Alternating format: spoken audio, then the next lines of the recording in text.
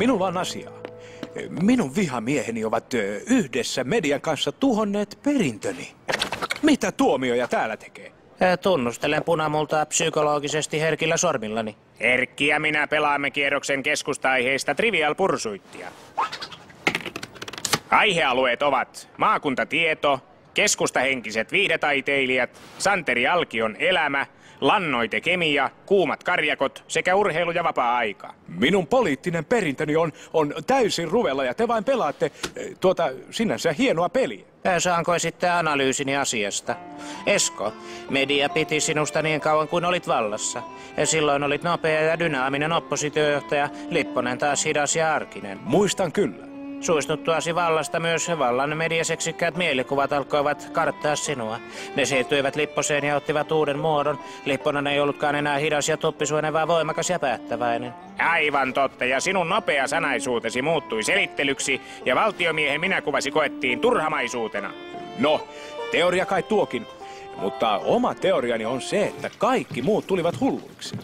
Esko, unohdin äsken lallattaa sinulle raukkamaisesti. La la la la la la. Hyvästi. Kaikki.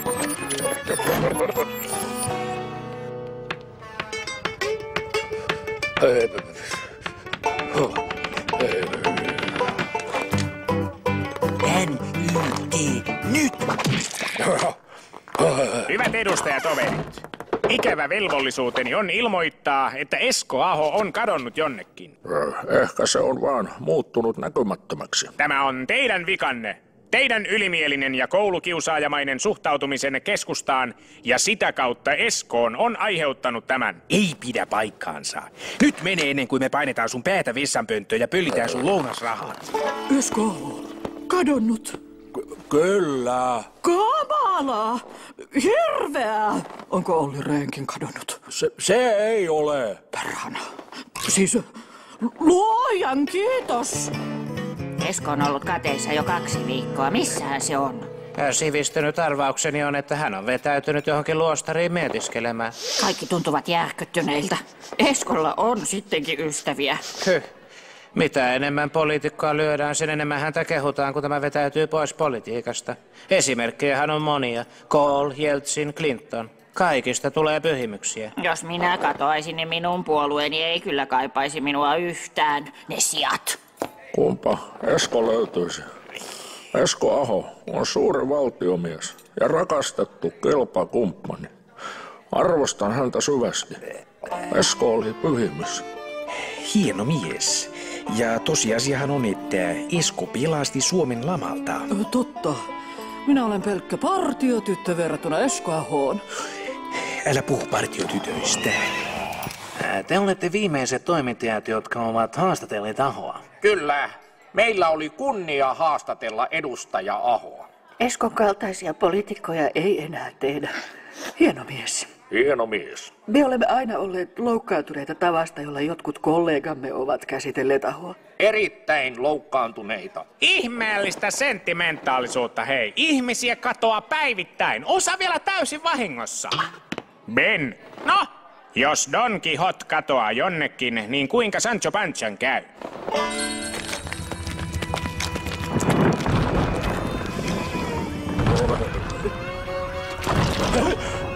Päivää vaan kaikille. Kiitos vaan, Esko. Nyt minä vasta fiksulta näytän. Selitys lienee paikallaan. Kuten huomaatte, olen jättiläismäisen valtava. Soita taisteluhelikopterit paikalle. Niin, vetäydyin piilopirttiini Olkiluotoon mietiskelemään asioita. Ja tulin siihen tulokseen, että niin on hyvä kuin käy. Kuinka sinusta on tullut noin iso? Kas kiva kun huomasit. Koen todella kasvaneeni ihmisenä. Nämä viimeiset 2 viikkoa olen totutellut ajatukseen elämästä politiikan jälkeen. Aluksi se masensi ja pieneni noin puolimetriseksi, mutta sitten ajatus tämän irvokkaan sirkuksen jättämisestä alkoi tuntua yhä paremmalta. Ja minä kasvoin. Mitä sinä nyt aiot tehdä? No, mahdollisuuksia on monia. minä voisin vaikka syödä teidät. Mutta en minä syö. Harkitsin myös olympialaisiin osallistumista. Korkeus, pituus ja moni muu laji.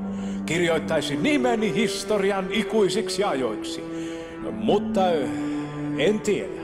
Meidän hallituksessa on aina paikka. Vaiti! Ja nyt jos sallitte, minä lähden kävelylle. Mitä ihmettä? Ai, sinä! Pitihän se arvata. No, niin on hyvä kuin käy.